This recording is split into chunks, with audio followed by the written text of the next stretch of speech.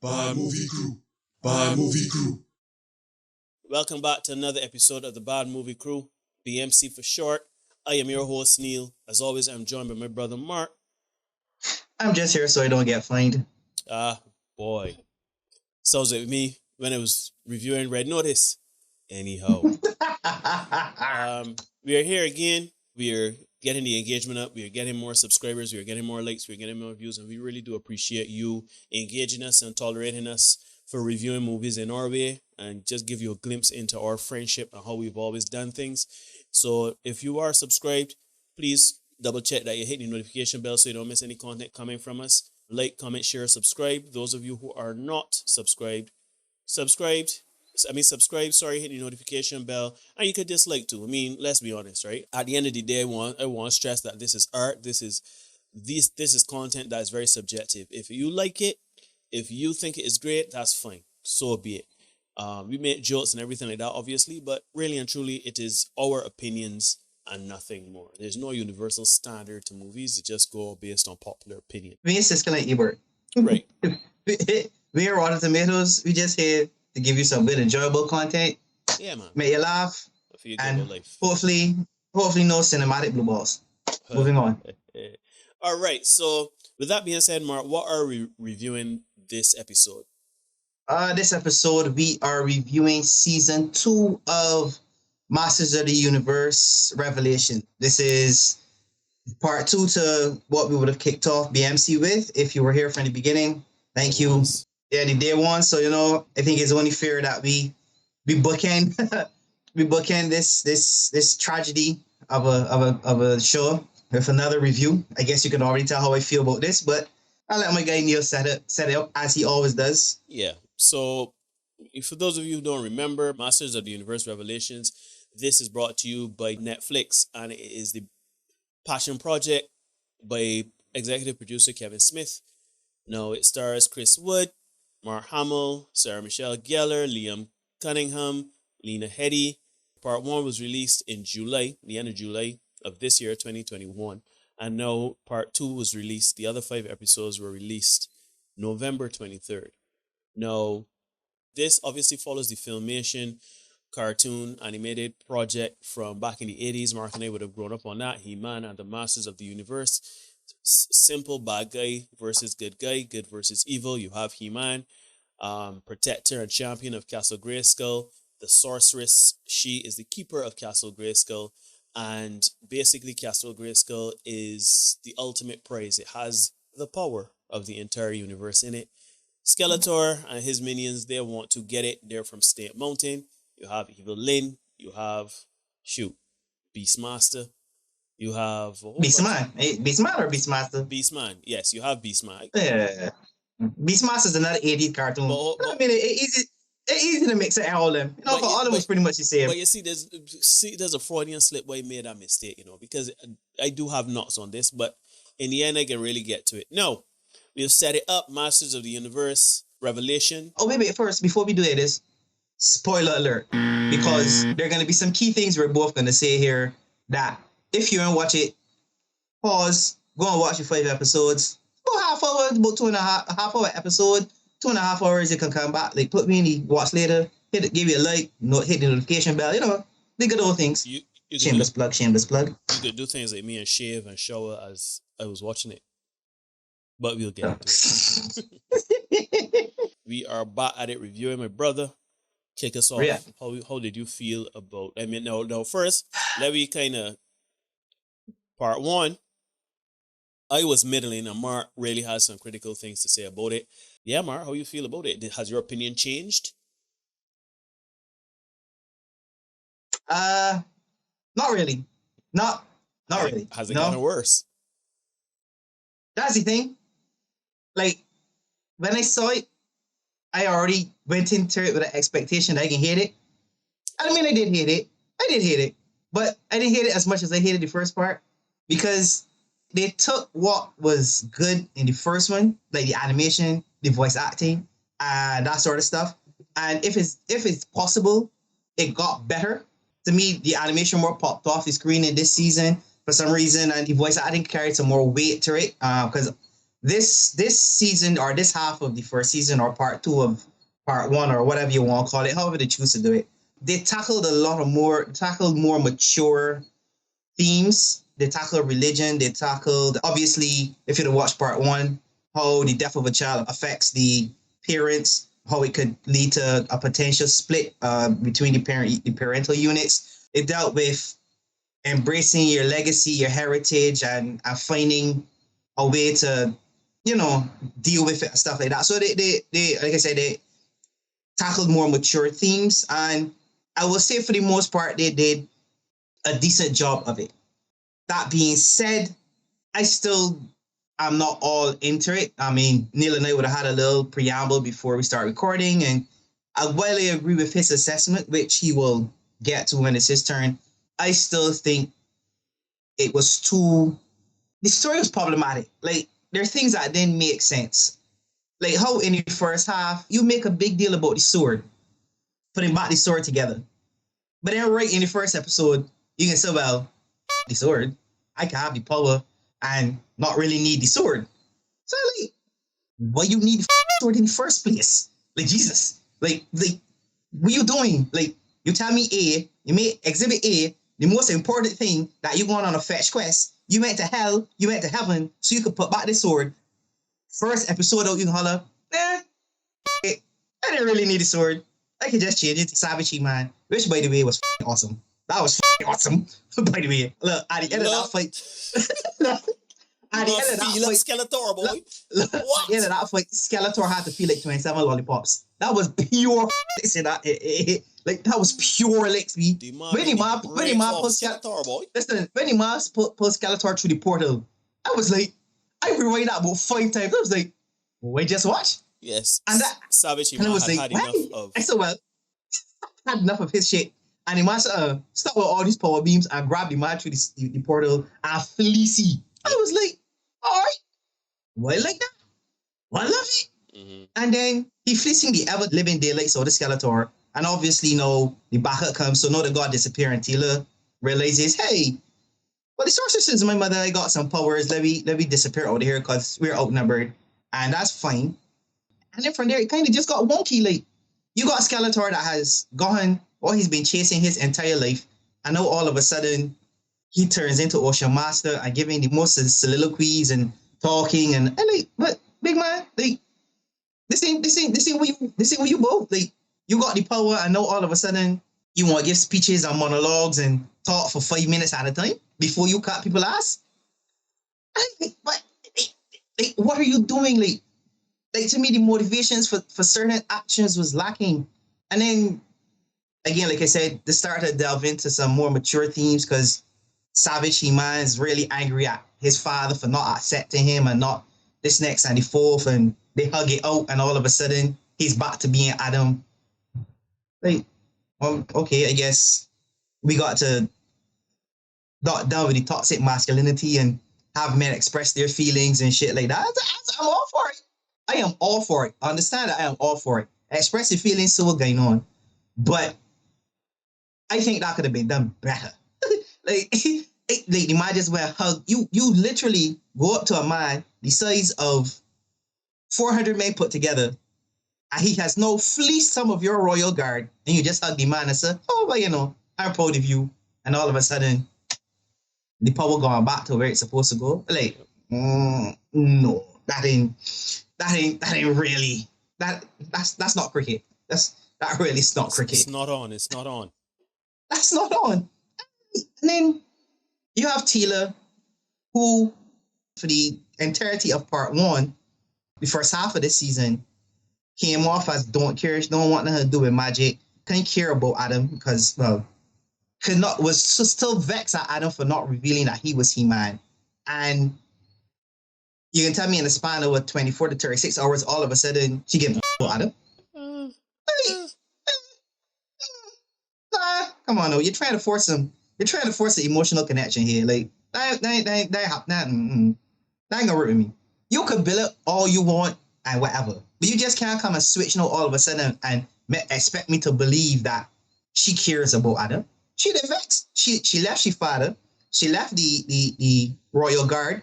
she went about. She didn't care about magic. The only reason she went on the quest is because her friend wanted to go on an adventure. So all of a sudden, oh, I mean, you even went to heaven and get Adam, and you still didn't care because you was in heaven, vex Adam. I know what 24 to 36 hours later, all of a sudden, oh no, Adam is in danger. I have to heal him. Huh? Like, yeah, it's 22 minutes. It's 22 to 25 minutes. You gotta wrap up shit. But this could have been a lot better. Like, you wanted more episodes? No, okay. No, I did not. So Teddy, hurry up, wrap up. Then you have this conflict with Evelyn and Skeletor, which almost bordered on, well, not almost, it bordered on the sort of abusive relationship that you see with the Joker and Harley. And to be quite fair, while Joker is kind of a douchebag, I mean, he ain't called Skeletor, for a reason. He is evil. He was never like that big of a douche to Evelyn. So, and it was like you were almost manufacturing the fact that Evelyn needs to break away from Skeletor because he's so evil. And again, it was themes that you were pushing in the first half where men are evil and she's only evil because she's being forced to do something by Skeletor. Meanwhile, Beastman is in her ear like, hey, yeah, he was really... Hey, Evelyn. How you doing? Evelyn, I like, Beastman... See, you're having some problems with your boyfriend, Skeletor. Yeah, Beastman slid like the word husband. Beastman slid like the word husband. What's going on, Lynn? Like, really, he never really called her Evelyn, The mom was always Lynn, The mom was always Lynn. The mom was like, but Lynn. I mean, to be fair, not many people call her Evelyn in this, Which, sure. Anyhow, but my man slayed in with you. You seem to having a bad day. Can't let me go for drinks afterward. I thought about it. Hey, Lynn. Hey, Lynn. Beastman was smooth with it all, by the way. I was like, all right, Beastman, I see you. So Beastman making a play here, or what? Player. That's all right, cool, whatever. And then all of a sudden, no, she gets the sword. She's no what? Darling. Oh, Christ, creative, innit? So now she becomes Darling. This is a series that got a ram man in it and goat man and pig boy. Goat man and pig boy. Like, wait, I never heard what that characters in my life be. I feel like I've heard them before, but they're very obscure characters and they were not very good to start. But clearly, but let me go. So we got Darling, and all of a sudden, Darling goes from having a very Darling. Evelyn goes from no. You're right. It's Darling. No. I meant before, but Evelyn. Right. No, when she's the sorceress, goes from having a very feminine appearance. She's soft. All of a sudden, no, she gone skin tight stuff, and she walking about in a little bikini and the legs showing. That's what evil women is do, You don't realize women is get evil to start walking about in knee highs. Hold on a minute. Sir, no. Don't need to be cat, sir. No. That's not me. Hollywood. It is not me, Whenever Hollywood make a woman evil, she got on knee-high boots. High boots. Hook boots. She's gone a little frilly shawl, and she's gone a bikini, a one piece. Correct. A one piece. So maybe some net stockings. Correct. That's the evil dress code. The female evil dress code. Not me. No problem. Don't cancel me. Are you sure? No, okay, so you going from having this soft, when I say soft, you having this female character with female traits. She and all of a sudden she got the power. She looked like Ben Johnson. she gonna look like Ben Johnson or The Rock. Like, that's what the power does do. Like, some argue that. Well, that's what the power did to Ben Johnson and The Rock. They were on the power. Exactly. But stuff. Come on. Like, the woman changed to Darling. I had about 700 abs. You don't know. Listen. All I say is, that brings a very good point. Stop making bad guys cool in these movies, because then all the children can see is, I want abs too. I want wear dark all over black. I want to be evil. So then, all right. So no, she's Darling and she wants to destroy everything. But if you destroy everything, where you gonna be? Like You can kill yourself too, so you can explode. You call that nihilism. She just became a nihilist. That's all. And I'm like, all right, cool. It don't no make sense to me and you, but some people reach a level of despair where it's like, it don't matter. Nothing matters. So the woman, and then you come to Tila confronting the ghost of the sorceress and laying bare all of her frustrations and stuff, and having to deal with the fact that if you become the sorceress, you got cut off your friends and you can't leave the castle. All right, and she finds a hybrid way to do it. Okay, but again, you set up Tila to be the Rey of this whole series. By Rey, I mean Rey Skywalker. Real name Rey Palpatine. Don't do but it. We can... Don't do it. This is a nice show, nice episode. I wasn't planning to rap. Please don't do that. Don't. Just keep it. Didn't get it done. Anyway, so of course she finds a way to bridge being the sorceress and breaking the established rules and setting her own rules, and she's able to bring back Dark Lynn to Evelyn, and then Evelyn just becomes Lynn by the end of it. Like I said, I didn't hate it as much as the first one, but I'm still not in love with it. And I honestly believe, given the backlash that they got from the first half of this episode, Jesus, God, the Holy Spirit, the archangels, all of them got to come and tell me that they did not rewrite the second half, because the second half was a lot better, in my opinion, than the first half. Not as bad as. Not as bad as. Correct. Thank you, my brother. Not as bad as. But the way that the trajectory of the first half of the season was going is completely different to what the second half was. And I would bet not my next 7 paychecks, but I would bet $1. I give you a gentleman bet. Ooh, I ain't going like that. I'll roll in like that. We is Poe. We is Poe. That's why we need y'all to like, comment, share, subscribe. I'm just joking. I would give a gentleman's bet that of $1 that they changed the arc of the second half of this series. I am almost certain of it. Because you can tell, it's like chalk and cheese is too different. I mean, you still got some of the same problematic issues you have from the first, but the way they handled people was way better than they did in the first. That's my take on it. Like, yeah. So for me, right? I mean, this is gonna be a very sedate take on it for me, because when I was watching it, I started to do other things like showering, shaving, cooking, cleaning. It was just finding other things to do as it played in the background. And I literally heard or watched certain things, and I hated the direction of certain things. And it comes to the climax where there's this huge battle. You know, the various polar opposites in this movie are fighting each other. He-Man versus Skeletor, Dark Lynn versus the new sorceress Tila. We have the King's Army and all of Eternia versus Dark Lynn's forces or Skeletor's minions. And I was like, this ain't doing it for me. But then that's not fair to say, because I'm looking at this as 7-year-old, 6-year-old Neil watching He-Man. You know what I mean? With his memories. And know that when I was 6, 7 years old, we would have watched it in the 80s. And this is a continuation of that. In a new era, obviously, a new time, in terms of what is appropriate and inappropriate for this time. And let's be honest, we're over 40. So it not really catering to us. And it literally took me until about the last episode to take off the rose-tinted glasses and realize this is not our He-Man. It has adapted and evolved with the times. As you very well mentioned, your analysis is spot on in terms of the adult themes, the stake of the universe, because the old He-Man never really had high stakes. Why? Was Skeletor just trying to get Castle Grayskull, and every episode he's defeated, right? Back then, it was Filmation and Mattel just looking to make toys. You know what I mean? It wasn't really about having a story arc for He-Man and Skeletor and the various characters in Masters of the Universe. It was literally just to get from episode to episode just to sell toys, right? And you would introduce more minions. I think, like Rahman showed up, and I was like, Rahman. But then it was like, you pay homage, right?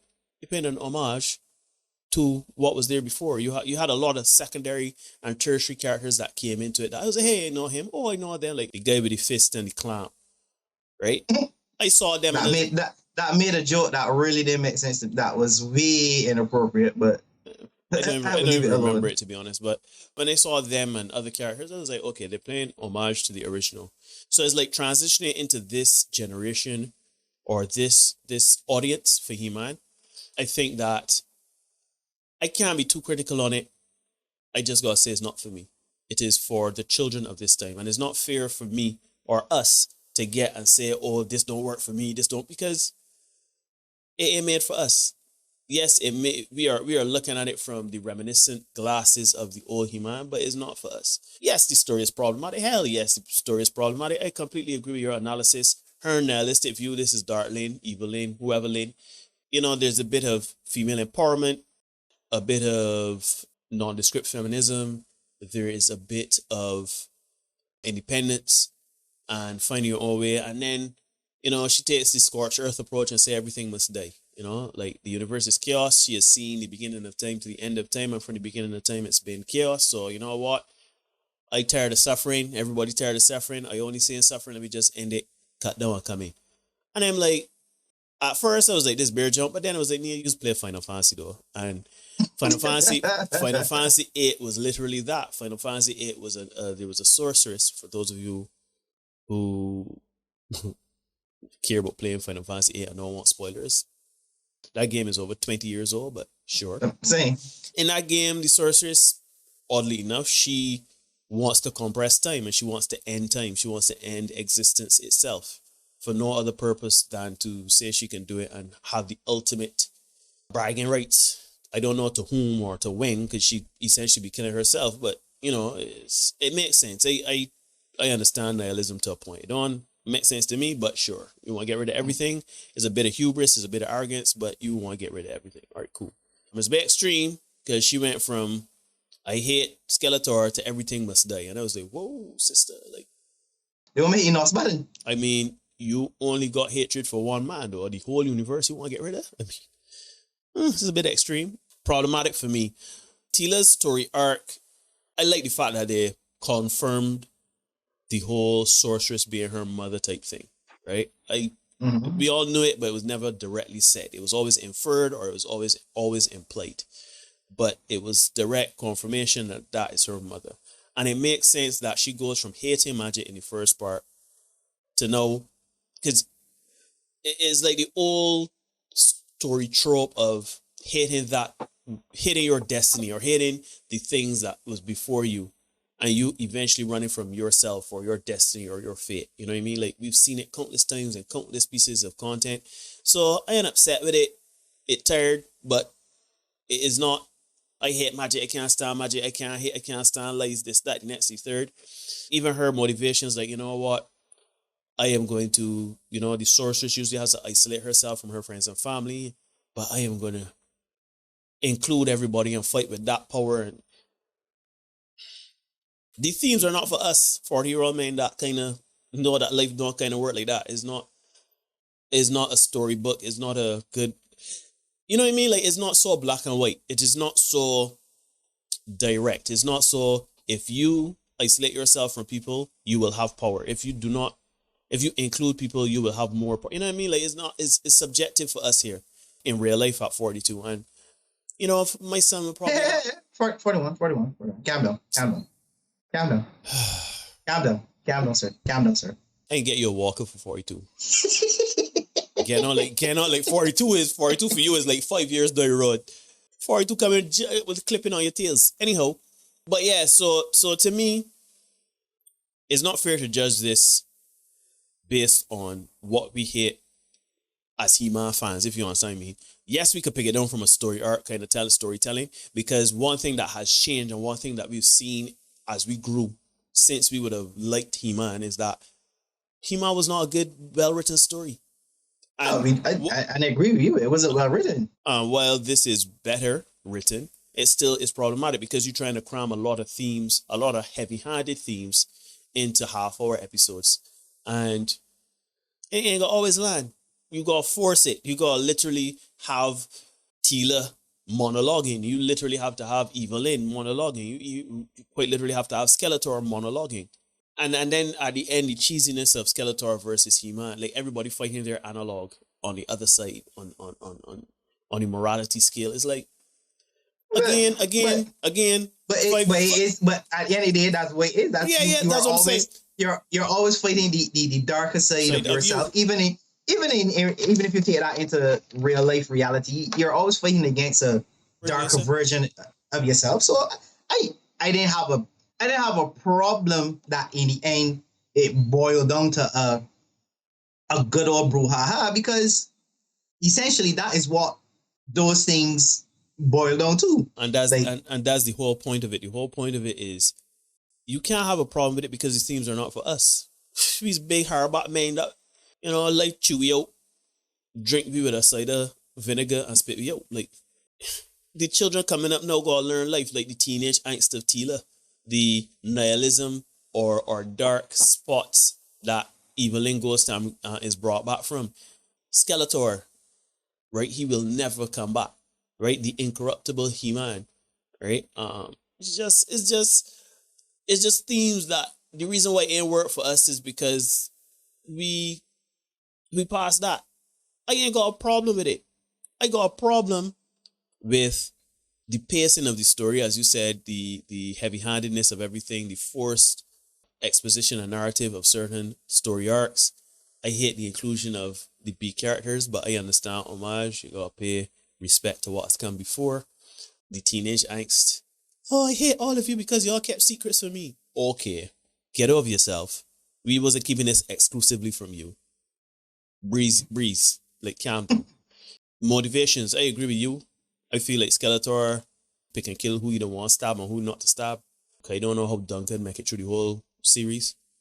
Truthfully, Mark, how I feel about this is how I feel about part 1. I feel nor up nor down. I literally gave this a middling review last time, and it's the same thing for me, because at the end of the day, I think for a content for a young person, enjoy yourself, watch it. It got action, well drawn, well animated, it has strong themes, it teaches you life lessons, it shows you the dark side of things and people, and they show how things and people can be redeemed, and how people that are inherently evil and cannot be redeemed, how they will always be beaten. You understand what I mean? So I don't know what's happening, but all right. Some evil motherfuckers walking around. No. I understand. It's just you gotta break it down for a 6-year-old. So what better way to do it than He-Man? Well, 13 plus to be quite honest, but hey. Yeah. We from the 80s. We watched that there. We eat that normal at 5. Right? We watched normal. Shoot, I watched Terminator. I watched the first Terminator movie at 5. And drink a shot of vodka with it. Let me not get all the operating problems retroactively. That was a joke. That was a joke. That was a joke. My parents were sitting right next to me while I watched Terminator at 5, and I couldn't sleep that night. But anyhow, Masters of the Universe Revelation is a new generation He-Man. It's for the youngsters. It's for the kids, and it's not for us. It is problematic. It is well done, well drawn, well acted. Although Mark Hamill will always be the Joker for me, I don't know how or why he could get rid of that for me. Like, he even went as far calling Duncan Donkey. Yeah. Sure. Like, Batsy? Come on. Yeah. But to be fair, if we go back and watch some of the old Skeletor, he made some jokes like that. Like, he did that. But again, as I said, it's because we are now referencing Mark Hamill. It feels like it's a ripoff of the Joker character. No, you just reminded me of something that, because ladies and gentlemen, you know Neil got getting a rant. Y'all like a good old rant from Neil. So you know what? Mark just prompted me to remind me. In mentioning Mark Hamill, it prompted me that Skeletor was imbued with the power of Castle Grayskull. He got the sword and he put it together, and he was essentially the most powerful being in the universe. He is eventually depowered by Evelyn. And then He-Man, he gains back the sword. He is yet again the champion, He-Man. And he goes to fight Darkling. Do you know what this idiot decides to do? He decides to give back power to Skeletor. Here's the reason, though. Mark. Here's the reason. Why did you do this? So you can know what it feels like to save the universe. And then, the Johnny get upset when he see him Skeletor attack you. So what you doing, brother man? Again, problematic. There's an old fable where a scorpion gets on a frog. A frog's Is it a back. frog? It's a frog, a fish, it depends. But essentially a poisonous, dangerous thing gets to a body of water and wants to cross and gets the help of, let's use a frog for this analogy, right? Mm-hmm. So the frog's like, I don't know about that because you are a poisonous creature. You can kill me. So man, I'm trying to get cross. So just let me get on, let me go cross. We both trying to get cross, let me go cross. Mm-hmm. So the frog lets him get on the back. And as he's going, the scorpion starts to sting him, and they both start to drown. And he's like, why did you do that? We're both going to drown. And the scorpion says, because it's my nature. I'm a scorpion. It's who I am. It's what I am. Skeletor has not shown any redeemable qualities in this entire series. Yes, they tried to ham-fist the moment in it briefly, but I'm like, this is Skeletor, though. Skeletor is a meme in 2021. You're more evil than Skeletor. That's an Ali G. Shoot, I do another show. Shout out the Senate podcast, Senate Shorts. And anytime I reference evil, I put in Skeletor. Correct. The only person in all of the realms, in all of the universe, in all the realities that don't know Skeletor is a scumbag is the most powerful man in the universe, and that's a dangerous thing. That part was like I was shaving, Mark, and when I hear this, I hear the music swell and I hear the sound effects or whatever, and I see Skeletor now big and bad again, big and muscular. He's like, why did you do that? The man said, because I want you to see what's like this. I rewind that twice, B. I like, no, you missed saying. No, the man, he man wanted to teach a lesson and then was shocked when the man attacked him. I don't need to have a talk, brother. But again, that goes back to what you say. Some people will always be evil. When he was talking about that, he was talking about Evelyn, you know. Skeletor but she was redeemed at the end, so I mean, exactly. But Skeletor can't be redeemed. No, that's all. Skeletor is a walking skeleton. Yeah, and that supposed kiss scene between two of them was just disgusting. It was. Yo, kiss a row of teeth.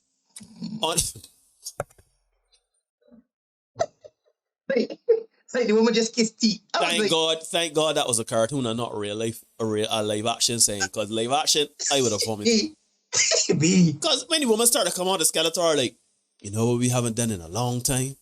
Our favorite pastime, like, whoa, I don't need, hey, yo, I don't need to be thinking about Evelyn and Skeletor in no sexual context. I don't need it. And then when I see the woman, like, sure, don't need man to see, you can take this love in now. Like, whoa, Evelyn, this man, the one bone that you want from this man, he does not have. He has all the other bones, but I guarantee you, he does not have that bone. He does not.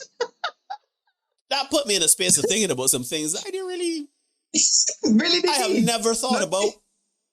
And I don't know. Yeah. Like that part gross, like, honestly, like the woman just, and the thing that it didn't even imply it, they just showed the kiss and they're like, you are literally kissing the man teeth. All them do is stick, but you realize that there was no movement. The two frames, those are just frames that they just took a frame and left it on screen for 5 seconds and just put in a zoom on it. You could show the man's just teeth, man's just a skull. How can you animate lips, a tongue? Man got nothing so. And then to say like, this is what we used to do. We didn't do this in a long time since you come back. It's like, when I used to be doing this for real. Like,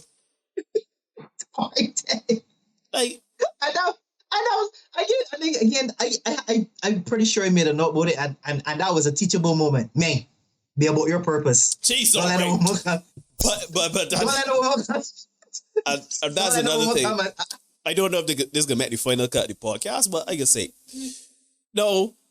Everybody, those of you that know, I do a podcast for men about men called the Senate Podcast, and I am not the lie. when that part happened and Evelyn tricked Skeletor, I was like, look at you. See, this is, Look at you. I want you to know, right? Tricked by a When that Delilah. happened, Tricked by a Delilah. Look at you. when that happened, right? I can see, I can hear you going like, what the do? You see, if you would have stepped on your purpose, you would still be Skelly God. Yeah. You He was see, Skelly this God. is a teachable moment. Scully God, There's he a trying to get you teachable nuts moment. off. You was powerful all this time. You dead and come back and then you get the loving. And all of a sudden, the woman, the promise of intimacy. Not even the enemy itself, the promise. And you do stupid things and get tech. Idiot. I saw that and I was like, Neil is going to have a field day with that moment. I actually wasn't, well, yes, it did cross my mind. But I said, no, when you left it out, this is not that space. But I'm glad you brought it up. So, man, Be about your purpose. if you got the universe to destroy, Destroy the if you got the universe to take over and rule, no woman come out, take you off your purpose. That whole scene was just like, Wrong. I could do without it. Like, Yeah. I would have lived longer knowing that was in it. But anyhow, that's my take on it. In the end, I think it, as Mark said, it is very problematic. It does have some redeemable qualities because, again, the voice acting is very good, the animation is very good, the music is very good. It's a well-produced animation. It's well done. Right? It's just that the story was problematic in some of its handling of themes, but I think overall it does a very good job of continuing the story for this generation of He-Man and the Masters of the Universe from the 80s. And anything beyond that, like if we start to put our personal biases into it, like Skeletor and like in the end it's not our He-Man anymore. It is this generation's He-Man and the characters and everything like that, the themes and the transition of characters and everything like that. So like there's a new man at arms or woman at arms. And could you understand, you don't have a problem with it being like her review of Bond. I have no problem if you bringing it into the new era. I have no problem with that. Things need to be updated. My problem is where you market it. That is not for like when you try to market it to meet to our crowd, but it isn't. That's my anger. That's my issue with it. Like, Well, I didn't know the marketing. I didn't see any marketing for it. So, but that is how it was marketed. Like this is a continuation of the 80s. This is for these fans and whatever. And we can deal with more mature themes than what it was in the 80s. And it was marketed to us, like us. It was marketed for us, the ones that grew up watching it, which is where a lot of the anger and backlash came from.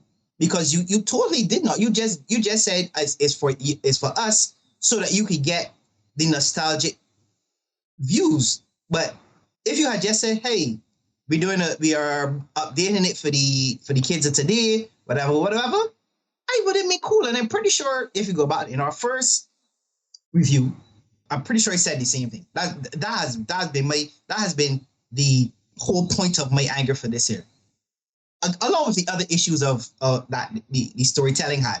But that is where the main crux of the issue is for me. You market it to me, but yet you piss on everything that made it for us, if you understand what I'm saying. again, the same thing I said in part one. They gotta get me in the door somehow, and they want we children. So how better to get your children to come and watch them? And usually when I pay the Netflix bill, so how to get you to come and watch it? Appeal to your childhood. I'm so glad that I didn't see the marketing because believe you me, this would have gone a different way. But anyhow, Mark, we've come to the part of the show where we usually rate these things out of something thematic from the show or content. And before, when we did part one, we rated out of Power Swords. And you know what? Let me just wrap this up. I ain't really looking to find something else. Out of 5 Power Swords, in the first part one, you would have given this 1.5 out of 5. Yeah. Has that changed? Yeah. Yes, it has. Because you gotta kind of judge it as 2 separate entities. Because in my mind, there's part 1 with a particular story and part 2 with a whole different story. So if you want me to judge it as 2 different parts, that's fine. You got my 1.5 from the first, and I will stick by that. The second half, I will give it 3. 3 I out will of give 5? it 3 out of 5 because there were more moments in this here that I enjoyed more. Like Skeletor getting fleece was hilarious. Skeletor getting fleece was at least worth 2 power swords. I can you tell me. Like the mob fleecing, that was a fleecing. The mob beat the brakes off of Skeletor. My Skeletor, Right. like, please get this man off of me. Like, literally, man said, please get this man off of me. Like, yeah. Help me. Yeah. So him beating the brakes off of Skeletor is worth at least 2 power swords.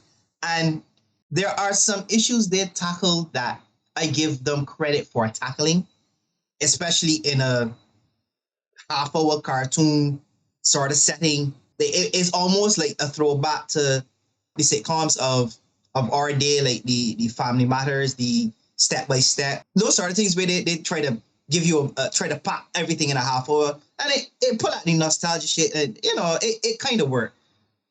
Again, but the problems from the first half still exist.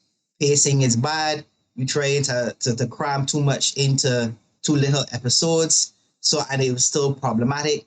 Yeah, so I will give the second half 3. Okay. So that's a cumulative score of 4.5 out of 10, which is a 2.25 out of 5. Right. Which is, for me, I can go with the same 2.5 out of 5 power swords, which is going to bring me right back to 2.5, because to me, you can't deny it is well produced. It is well produced. One thing about Netflix, they can throw money out of production and they will get their value for it. So yeah, the animation was great, voice acting was great, music was great, sound effects was great. I ain't had a problem with all that. And I don't necessarily have a problem with them bringing He-Man into the 21st century. And I think where it misses the mark for me is that the old He-Man suffered from not having a story arc, right? It was He-Man get up in the morning, Skeletor trying to get in the Great Skull, he fleeces Skeletor, everybody goes and have a laugh at Cringer's expense. That literally is how the episodes used to go, by the way. Just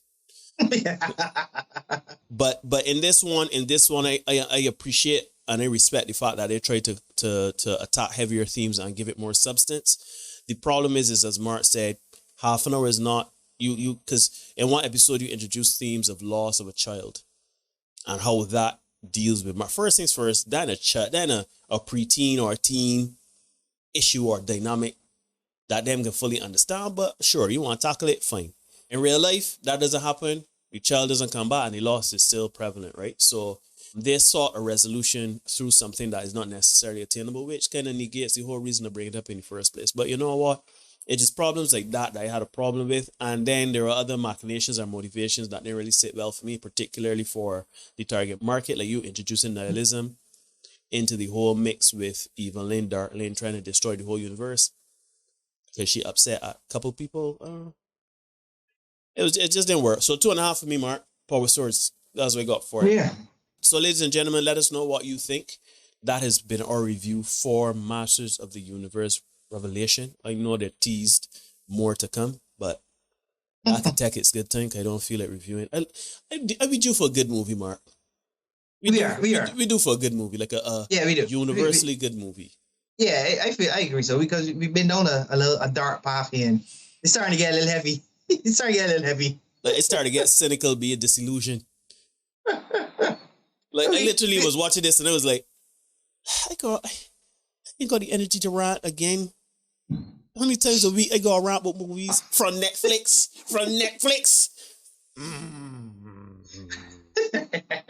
next episode, sir, we'll find something that is universally loved. Yeah, man. So or at least it's pretty decent. Yeah, man. So that has been our review. Yep. As always, thanks for the engagement. Thanks for the supporters, everybody. All 56 of you from the day one. Special shout out to Denise. She would have given some feedback on the very first episode and said that we were a little chaotic in that one.